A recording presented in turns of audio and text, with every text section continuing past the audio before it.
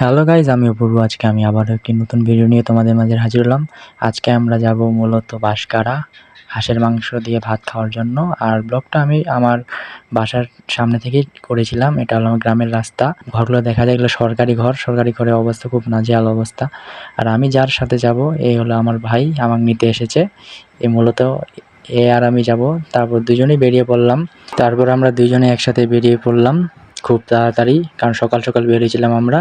এটা হলো আমাদের সীতাকুণ্ডের বড় মাঠ, এই যেটা মুক্তিযোদ্ধা কমপ্লেক্স, এটা হলো অডিটোরিয়াম, আর এটা হলো সেই হাত ভাঙ্গা দৃশ্য।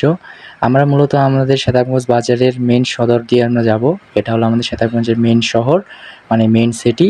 সামনে চৌরাস্তা, এটা হলো আমাদের সীতাকুণ্ডের চৌরাস্তা। চৌরাস্তা পার হওয়ার পরে এই যে একটা ব্রিজ দেখা যায়, এই ব্রিজটার নাম জানি না আমি মূলত, কিন্তু এই ব্রিজটা অনেক নতুন হয়েছে 2-1 বছর আগে, কিন্তু খুব সুন্দর ব্রিজটা। এই ব্রিজটার জন্য আমাদের যাতায়াতের ব্যবস্থা অনেক সুন্দর, অনেক ভালো হয়েছে আর কি।